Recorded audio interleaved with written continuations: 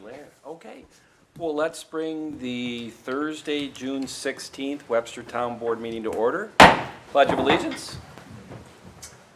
I pledge allegiance to the flag of the United States of America and to the republic for which it stands, one nation, under God, indivisible, with liberty and justice for all. Dolly, could you do roll call, please? Supervisor Flaherty. Here. Councilman Abbott. Here. Councilwoman Cataldi. Present. Councilman Cahill. Here. Councilwoman Nguyen. Here. Town Attorney Genesi. Present. Okay, next up is the open to the floor for 5 minutes to any citizen who would like to take the podium. Now, I'm gonna go by the order in which people signed in, and I'm assuming that they want to speak, but please let me know if you don't. So the first person that signed in was Brandon Sosa at 361 Anna Circle. Yeah. And you do want to speak? Yes, please. Jump on up, Brandon.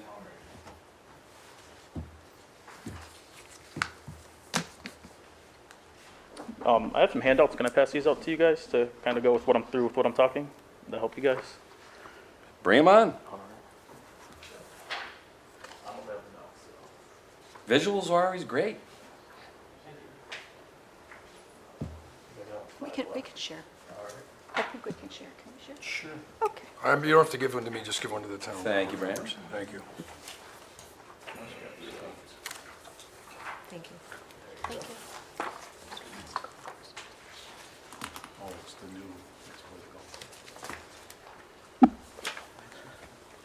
new. So, Brandon Sosa, I live at 361 Anna Circle. And my property is directly adjacent to a town pond access road.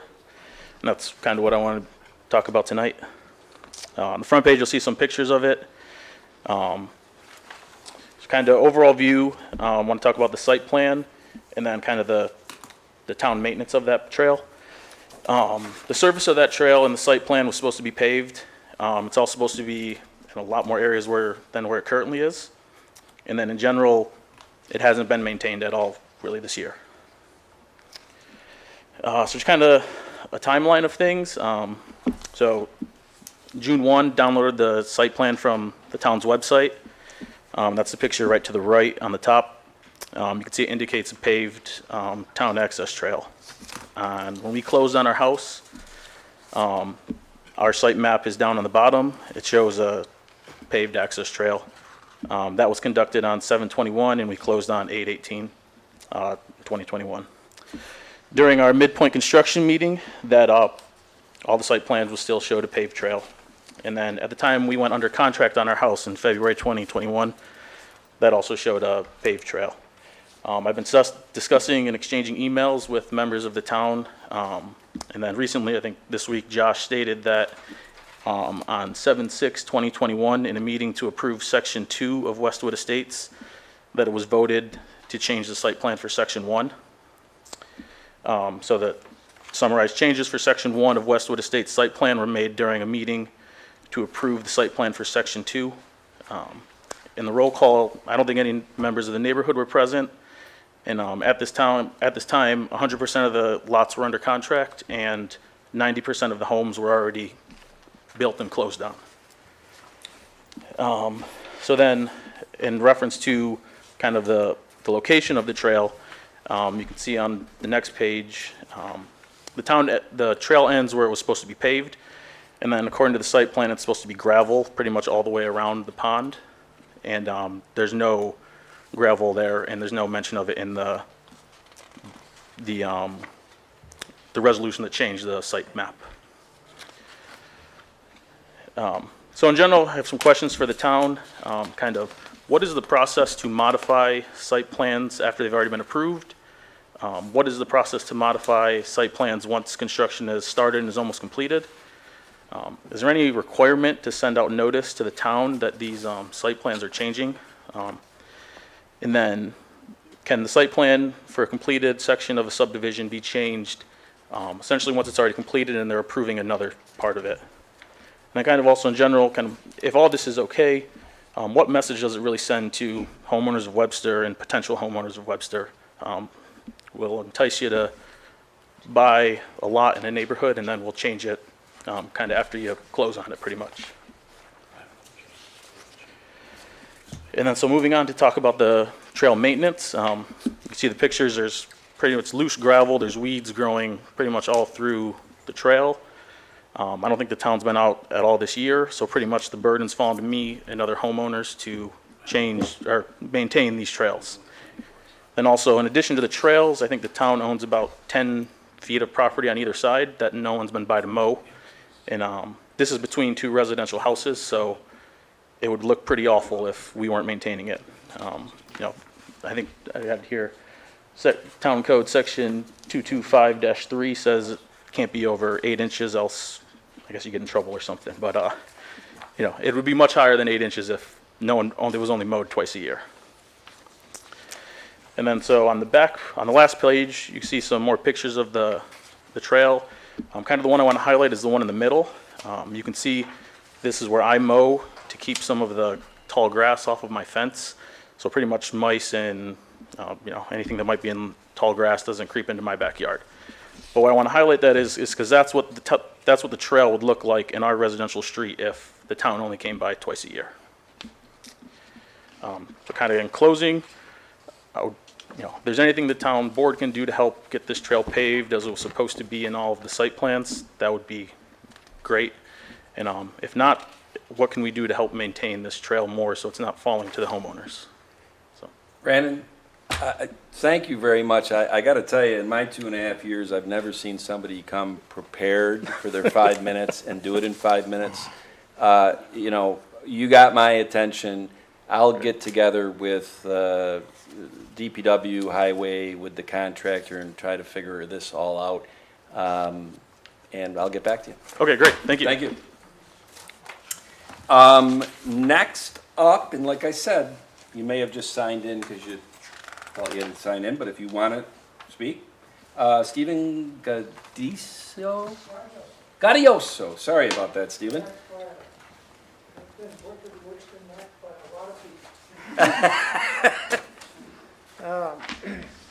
Good evening. My name is Steve Gaudioso, and I live at 1077 Everwild View in the town of Webster. I'm here this evening to express support for the town taking action to become a climate-smart community. I happen to personally believe that science that affirms that climate change is occurring.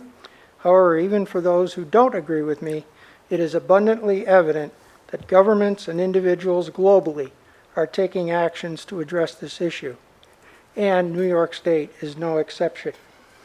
With the passage of the Climate Leadership and Community Protection Act of July 2019, New York set out a series of goals to reach net zero carbon emissions by 2050. While many of these actions intended to address the issue can be voluntary and low to no cost, the more impactful actions will require significant investment and resources.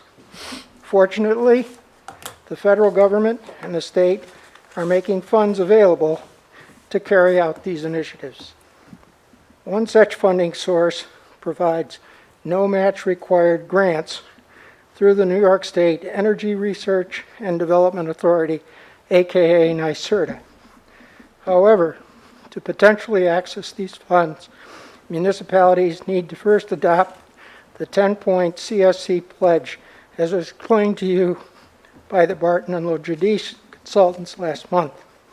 I therefore encourage the board to formally adopt the pledge and to begin the process of earning points toward the awarding of these grants, which will benefit the community and its taxpayers for the work that will need to be done. I would add parenthetically that there are citizens who are willing to help with whatever's needed to make that happen. Thank you. Thanks, Stephen.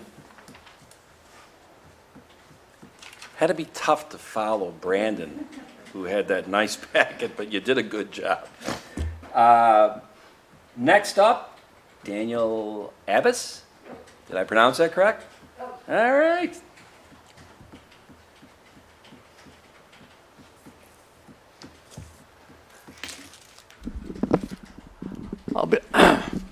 I'll be very brief.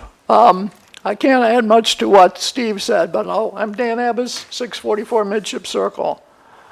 I too would urge the board to pass the CSC resolution that's before you this evening. Not only do I believe it would be good for our community to pursue clean energy, I think the timing is good because, as Steve mentioned, passing the CSC would make it easier for us to access funding that's available from the state through NYSERDA in the Clean Energy Community Program, and also funding that will shortly be available from the federal government through the bipartisan infrastructure law. Thank you. Thanks, Dan. And I think I can guess this one. Rebecca Collins, would you happen to want to get up there tonight?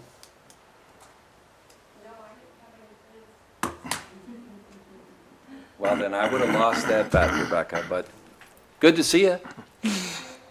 Did they do a good job? They did, okay. All right, well then, is there anybody else who didn't sign in, who is in attendance, that would like to get up on the podium for 5 minutes of anything? All righty.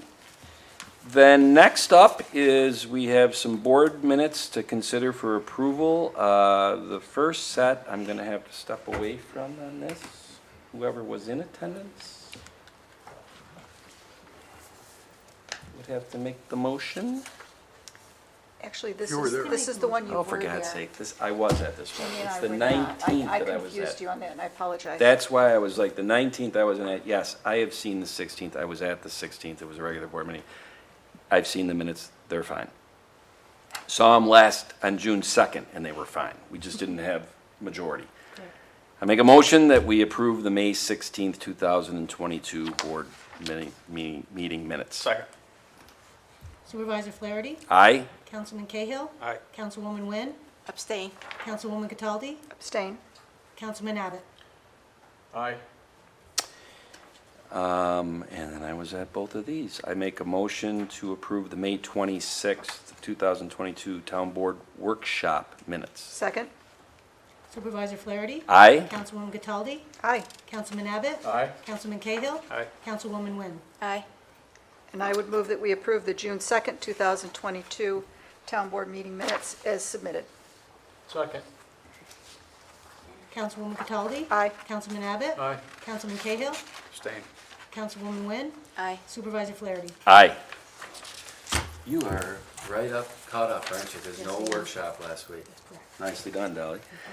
All right, Patty, I think it was you, right, for the bills? I did. I reviewed the bills. Everything was in order, and I would make the motion that we pay them.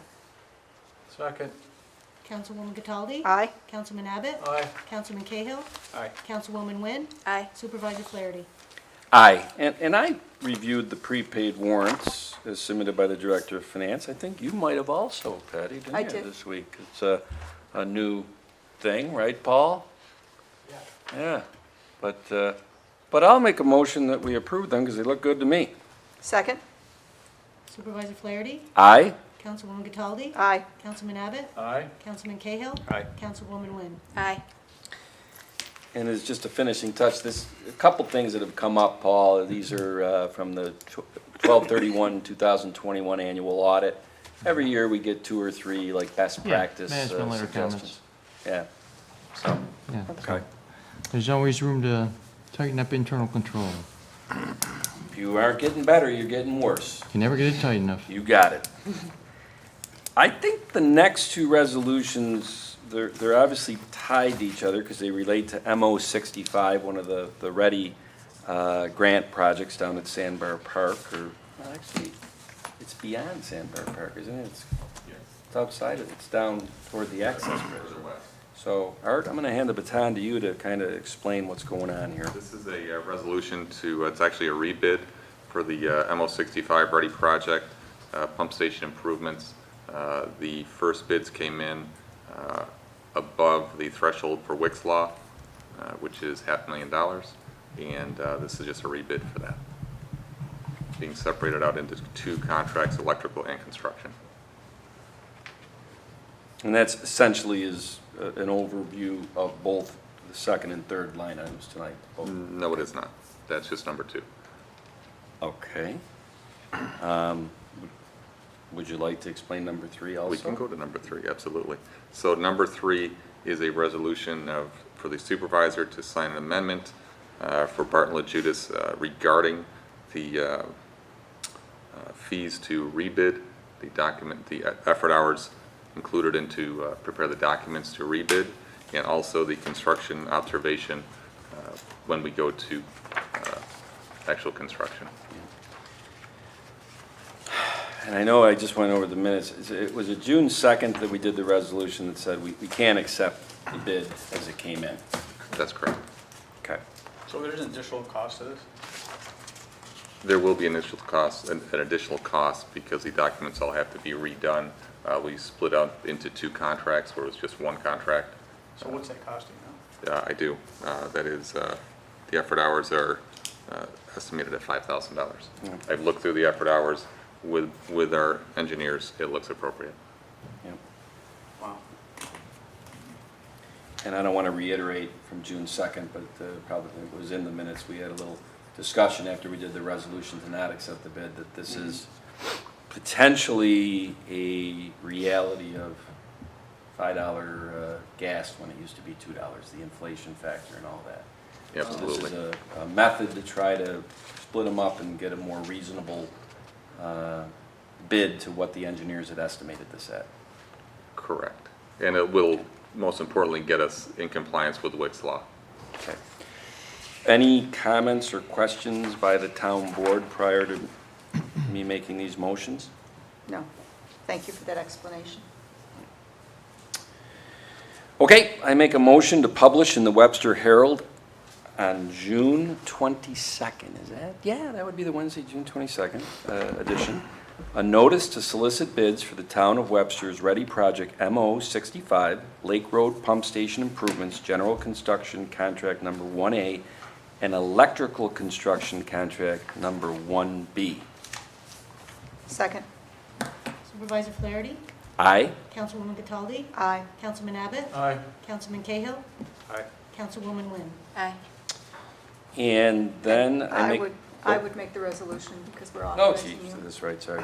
It's a resolution. I move to, for the supervisor to authorize an amendment with Barton and LaJudas related to the Lake Road Pump Station construction bid, Ready MO65. Second. Councilwoman Cataldi? Aye. Councilman Abbott? Aye. Councilman Cahill? Aye. Councilwoman Wynn? Aye. Supervisor Flaherty? Aye. And Dolly, could you just add to that from Councilman Cahill's question that the amendment is really related to the additional $5,000 fee to split the contracts? Everybody okay with that? Anytime there's money related, I'd like to have it specifically, whatever, overtly on the minutes and all that. Okay, I am going to go out of order because I'd like to save the 4th resolution to last because the 5th and 6th are kind of low-hanging fruit. So I'm going to make a motion to recycle the following items from the sewer department: a Dell PowerEdge computer, tag number 04458, a Dell computer monitor, tag number 03893, a TimeTrax time clock, tag number 04026, and an ACC teleprinter, tag number 03924. Second. Who made the second? It could give Bill. Okay, thank you. Supervisor Flaherty? Aye. Councilman Abbott? Aye. Councilwoman Cataldi? Aye. Councilman Cahill? Aye. Councilwoman Wynn? Aye. And I also make a motion to recycle the following items from the finance department. I can't believe I'm looking at this. A typewriter. Believe it or not, Wow. Sandy Stringer loved that typewriter. Unbelievable. We should have gave it to her as a retirement gift. Does it still work? No, it finally quit. Oh. Can't get parts. The ribbon dried out. Is it a Smith Corona? So put it in a museum. I was going to say, we could start a I think it is museum with the Smith things that Corona. we're still surplusing. use It was my first electric typewriter, was a Smith Corona. Well, it's a typewriter that we're, believe it or not, recycling. Tag number's 3509. Second. Supervisor Flaherty? Aye. Councilwoman Wynn? Aye. Councilman Cahill? Aye. Councilwoman Cataldi? Aye. Councilman Abbott? Aye.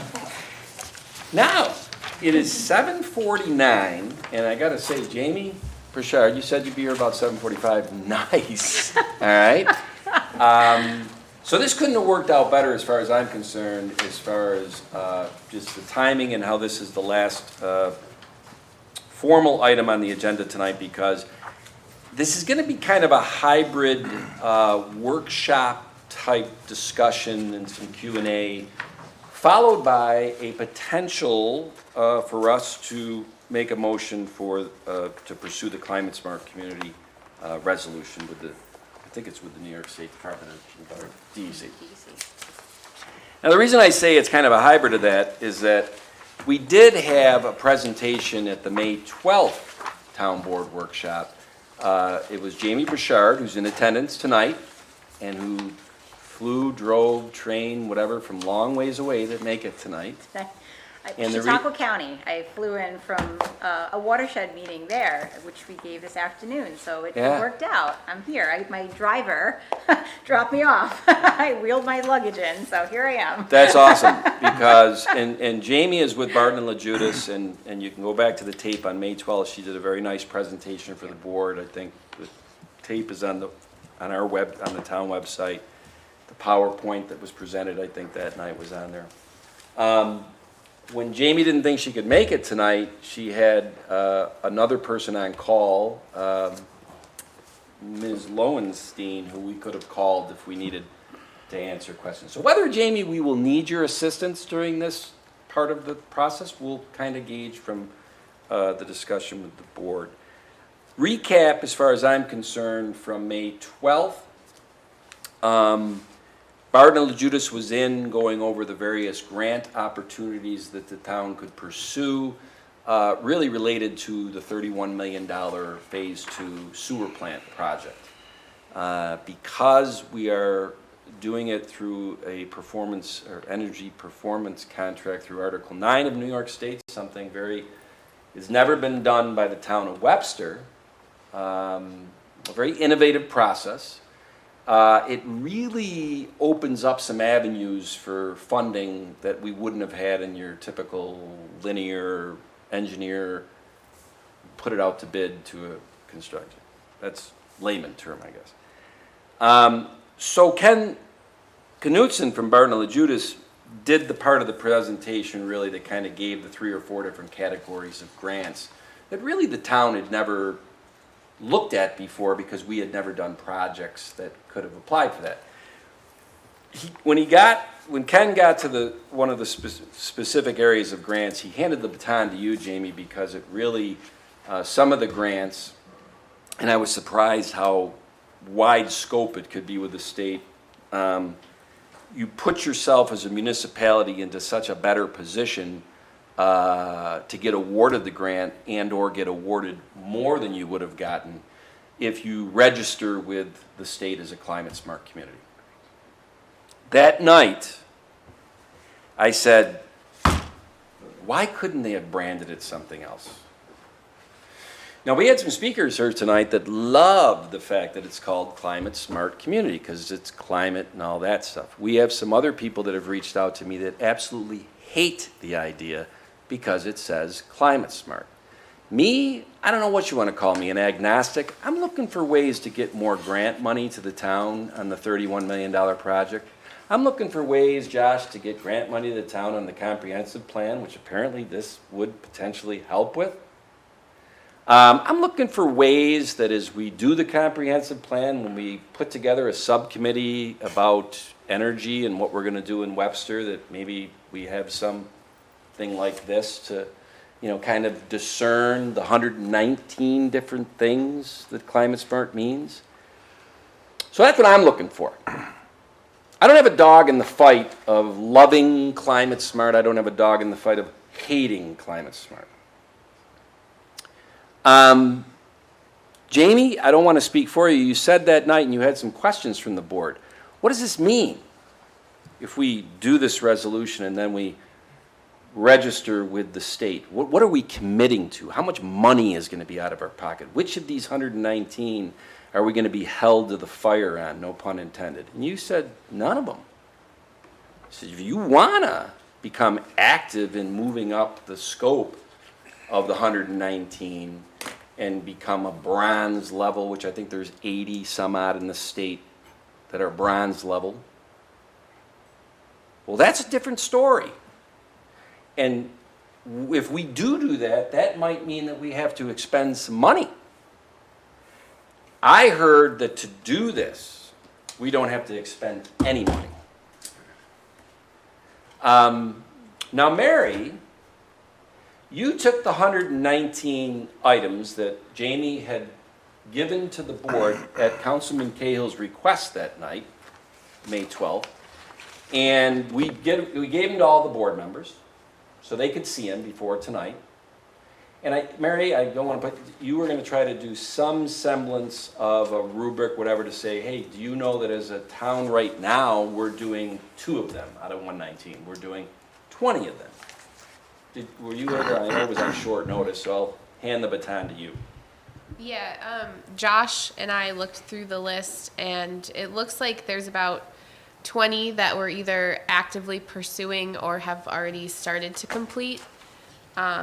Whether we're in the process of going to a planning effort that would address certain things, or we've already taken on capital projects to start the improvements.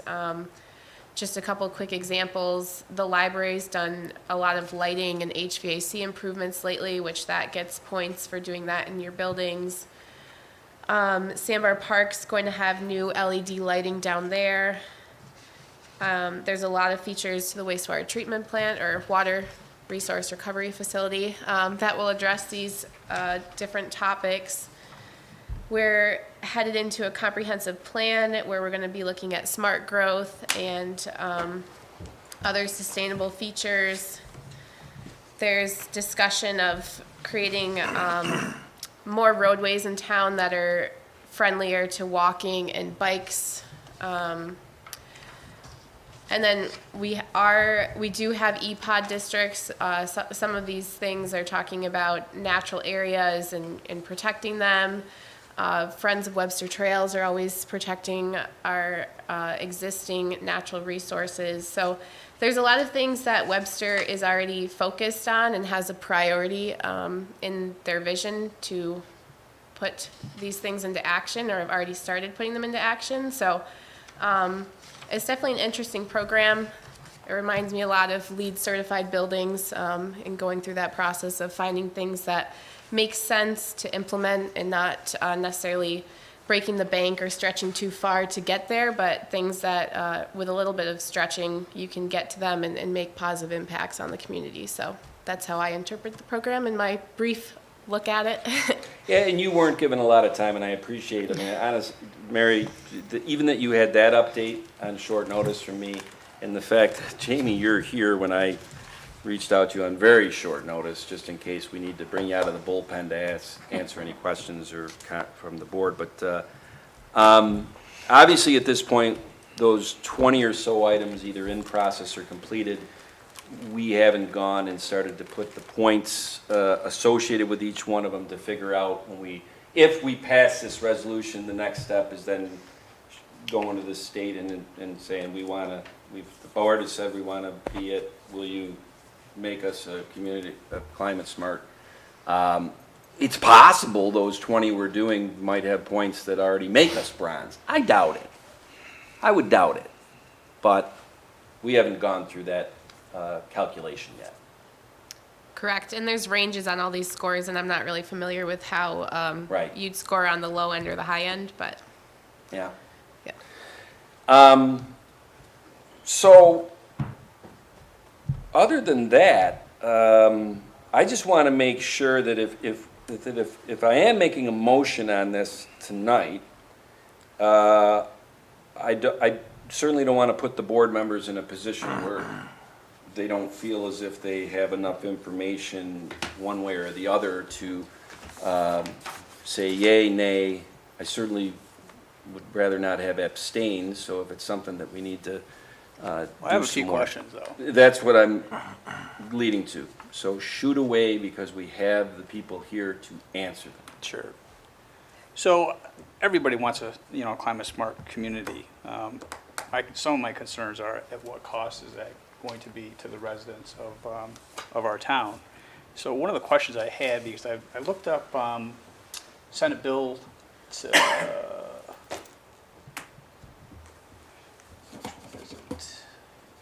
S6843C. And that's very concerning because that will ban gas hookups on all new construction starting in 2024. I don't know if you're familiar with that bill or not. But that, to me, is the direction that a lot of our downstate politicians are taking. And you know, coming from a construction background, all new buildings starting in, I believe, 2025 will have to be all natural or electric hookups. And that's going to be devastating on the construction industry. So the bill was sponsored by Brian Kavanaugh and co-sponsored by 4 other Democrats.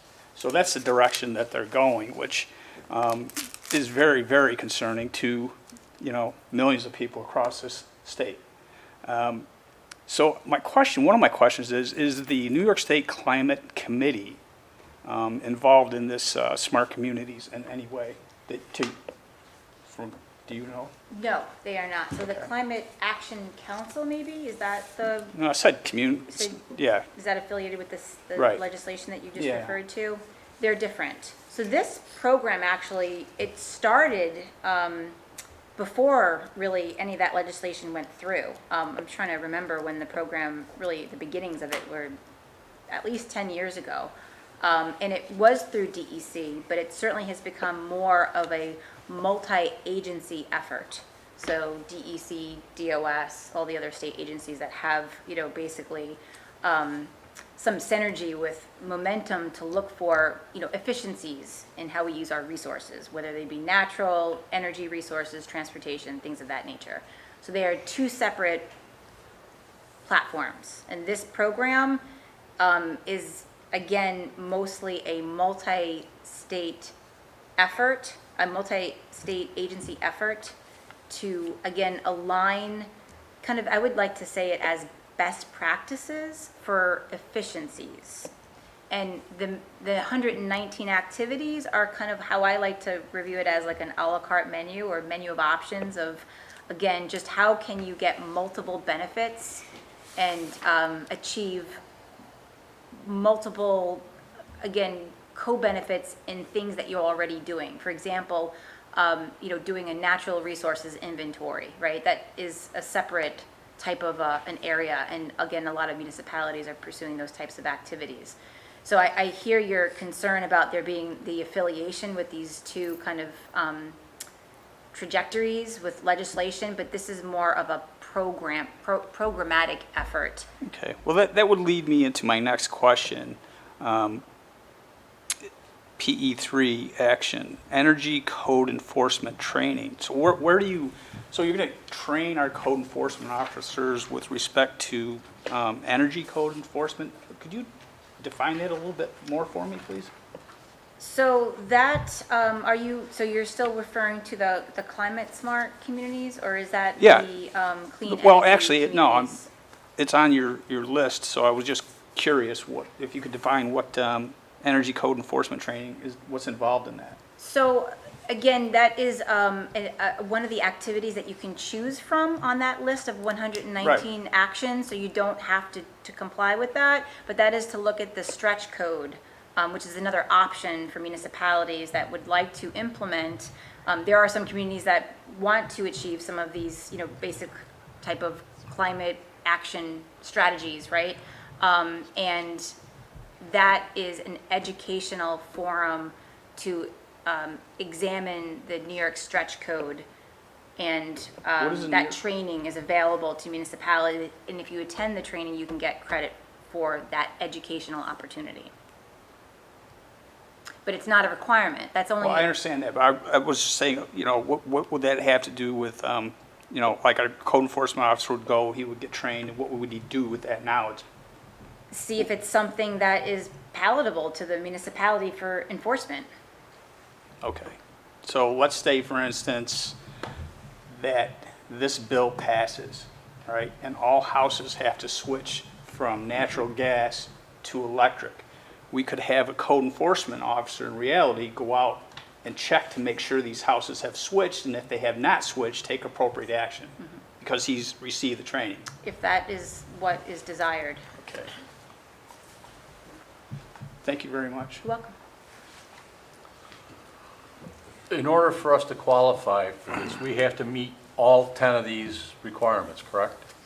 There are priority actions to get into the first step is obviously the municipal resolution, and there's quite a few municipalities that have adopted the resolution but have not actually moved forward with any of these other action areas. They've kind of are in a holding pattern of, we've got the resolution passed, but we actually haven't done any of the work on it, essentially, establishing a task force, a coordinator.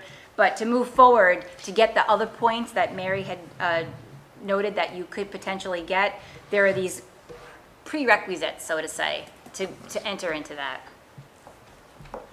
If I understand this correctly, we have to agree to at least complete the 10 items on the pledge? I think you just pledge them, from what I read it. You pledge them, correct? You're pledging, so it's in good faith that we are going to do the best of our ability to look to support these principles. So it's a policy statement, essentially. Okay, then explain to me what climate smart land use is going to be. So a climate smart land use could be what, in some cases, you may already be doing in terms of, like, for example, stormwater management, looking at ways to better manage rainfall and kind of reduce that impervious cover. And I think a lot of it you're already doing with the MS4 program. So that's an example of how to look at your land use and ways to kind of ameliorate climate conditions. Okay. And how much are you, your company, do you have any portion, do we have to pay your company for this research, or are you just doing it out of your good heart?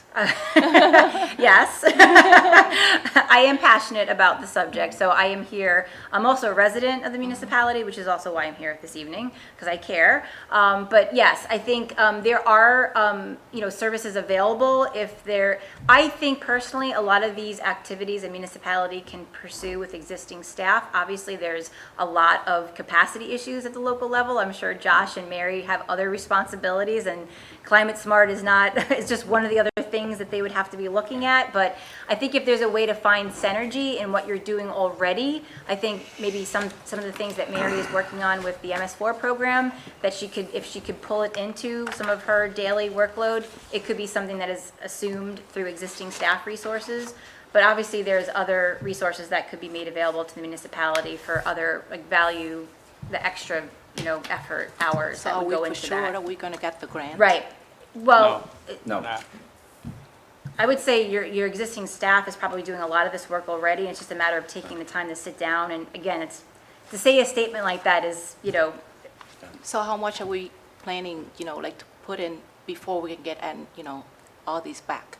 Is that a net positive for the future? Yeah, yes. I think you're doing a lot of this work. It's just a matter of the effort hours that go into documenting it, which is what is the requirement for the program, is to show the work. You're doing the work, you just have to show the work.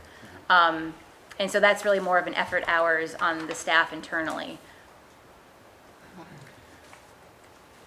Thank you for You're welcome. And, along those lines, what you have in your packet is just an excerpt of what was presented on May 12th by Jenny Lowenstein, and Ken Knutson within the $31 million project. Actually, at the end of that meeting, I said, Jamie, you live here in town. Boy, I'd love to grab coffee with you. You were nice enough to grab coffee with me. And because she is a citizen of the town, because she works for Barton and LaJudas and is involved in the sewer plant aspect, because we're moving forward on the comprehensive plan, I certainly wanted to sit down with Jamie and get her ideas for, as we move forward on that, some things that we could look at in the comprehensive plan. The 2008 comprehensive plan had, I think, 9 initiatives. We went 0 for 9 on those. I don't like the definition of insanity. we're not going to go to a new comprehensive plan and put initiatives on there unless we can realistically do them. So that was one of the reasons I wanted to sit down with Jamie and talk to her after the May 12th. Now, with that being said, Bill, we've heard from you, John, Jenny, Patty, do you have anything? I do not have any questions. No. I see the value in this. Yeah, and I'm going to be being fair, and it kind of goes into what I had said. I said it back on May 12th. I've said it tonight here again. Climate smart. Either you hear it and you love it and you really don't care what the details are, or you hate it and you don't care what the details are. That's the world we live in, unfortunately. We had some people come up and talk about how great it is. Being fair, I did get a resident who sent me this.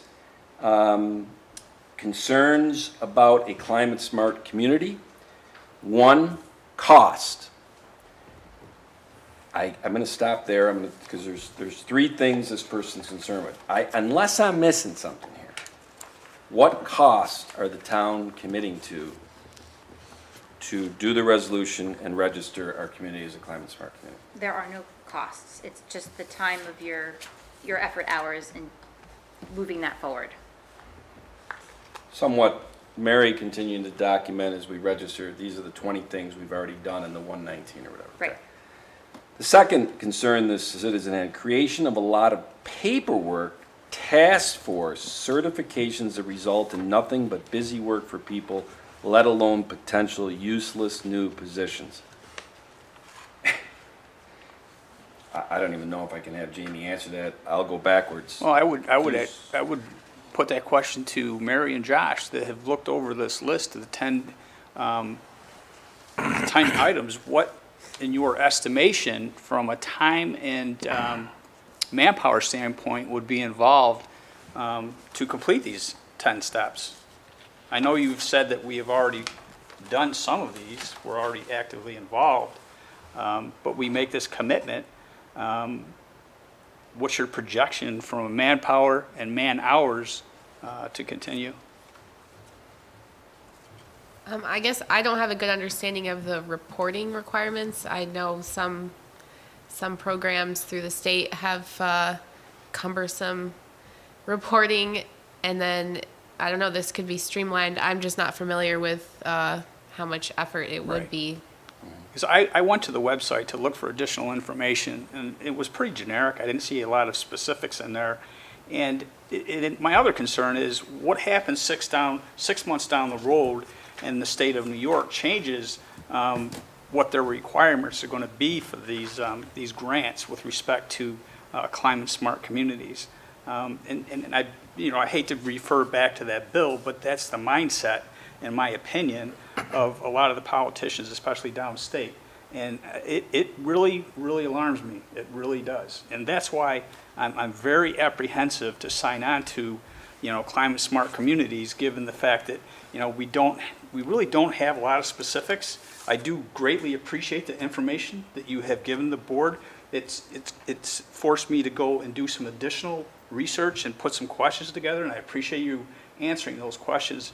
But at this time, I'm just very, very apprehensive to go forward. And then, unless anybody else has anything on the second one, creation of a lot of paperwork, task force, let alone potential useless new positions. The third item this citizen said was changes to energy supply or options, attempts to artificially disrupt natural gas hookups, gasoline, or even proven methods of energy creation for unproven, expensive, unreliable, quote, green, unquote, sources of energy will directly impact the town's citizens' pocketbooks and quality of life for negligible to no change to the environment. If this was just a way to have clean streets, parks, and water, that to me falls under the expected responsibilities of local government. Reviewing the material on the NYS website for climate-smart communities makes me nervous of expansion beyond these into giant waste of multiple resources. So that's the other side of the story, from people that got up and said, oh, they were very for it. This gentleman is not for it. I'm going to say it again, and then we'll go around and tie this up. You take a look at the element, the pledge, 5 out of them, 5 out of the 10 have the word climate in it. Let's see, 1, I want to make sure, 2, 5, 6, and 10. And that, like I said, people are going to read those 10. First of all, and Councilman Kale, with all respect, when you said, how are we going to complete those? I don't think you could ever complete those. That's a subjective term. I don't know what that means, completing those. But that is a polarizing thing. And you've seen it back on May 12th. You've seen it in the room tonight. You've seen it from what people have written in. And I've already said I'm an agnostic to this. I'm just trying to, I listened to your presentation. I listened to Ken Knutson's presentation. I saw the benefits this gives, the possible benefits to the town with no real commitment that's tying the town to cost or anything. I thought it made a lot of sense. But that's an opinion. I would also add that everything I've heard, by taking this pledge, we are not bound to complete any of those 10. We're just pledging that we'll keep it in mind as we move forward and take all of those things into consideration when we approach different projects and plans. Did I hear that correctly? Oh, Patty, who would be the arbiter or the judge that says you've completed building a climate smart community? Right. It's not expected that we complete them all. So, anyway, Bill, anything else? I'm just real apprehensive about it. It's awful new, and we're just hearing about it as a board, and I just have some concerns of the things that they're asking us to do. And they want us to pledge that we'll do it. I have a hard time doing that right now. Okay. Patty, anything else? No. John, anything else? No, I've expressed my concerns and the Okay. trajectory of the politicians downstate, and I can't get behind this. Jenny? So right now, we are voting to lock in, or we're voting just to look into it? I just want to make it clear. So we're not, Jenny? commit to anything. Do you have this in your guide? Yes. Step 1, pass the CSC pledge as a municipal resolution, and then the 10 pledge relevant. Step 2, register your community after this resolution is adopted. Complete the online registration, which I take it Mary and Josh would do. They've already started to assess the 119. So I'll tell you what, because I really don't want to, this is the beautiful thing about having town government and 5 elected officials. Resolutions can pass 5-0. Resolutions can never even hit the ground. Nobody makes the motion. I've seen both ends of those spectrums in my 2.5 years on the board, where we looked at a motion and said, none of us have an appetite for this, and we just scuttled it.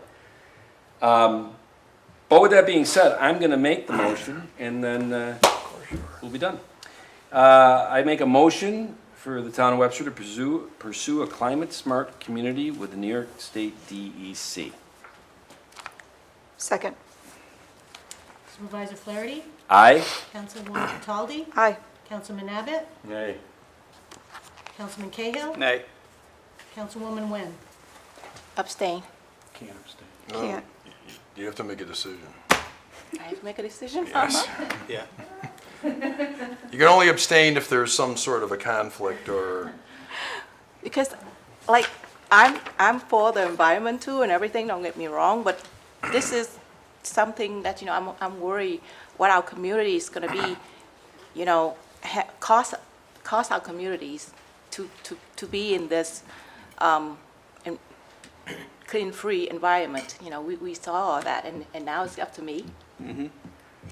No, we could have gone in a different order. The vote would have been the same. Jenny, as elected official, I hope your vote wouldn't have been different if you were the 1st or the 5th. Well, like I said, that's why I wanted to abstain, because I I need to do more research. I Well, then I you- hear what I don't wanna I coach hear you. what you have to say, and I hear I both better- sides. So, You gotta pick a side. I think part of that research was the workshop presentation that was given earlier and the information that we were given to go do independent research, and then following up with everything that was sent to us and is also included in our packets with the checklist and everything else. Yeah. So I don't know how much more research we could do. It's, what we have is what's in front of us. And I, look, Well, unless I'm and- missing and- something, if we But- if we turn this down tonight, the state doesn't say you never, ever get a chance to do a resolution on this again. Of course not. Okay, think about that, Jenny. Right, so you could vote no, and we could still bring this back up later. Exactly. So, You should vote how you want to vote, Nat. Yep. well, just to let the public knows that, I'm strongly support of the clean environment that we are living in, for our generation and everything. But I just don't want our community have to put forth all the money, to do this, and we have no guarantee that it's gonna be efficient or sufficient, to get the money back. And I don't want our children to be paying for this because of the unknown that we have. So right now, I'm gonna vote no. Okay. We got it, Dolly? And that, my friends, completes the formal agenda tonight. I do want to, Charlie, under section, what was it, executive session, contracts, and I would like to invite Mary, I guess, Mary and Josh, and Paul. All right? Well, is this, Contract. well, it's not just any contract, though. Is it a collective bargaining contract? personnel, No. It is a municipal bid contract.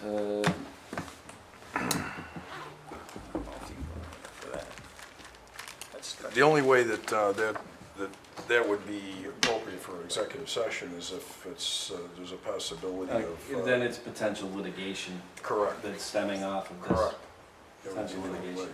So that would be, potential litigation would be 105, the Public Officers Law, Subdivision 1.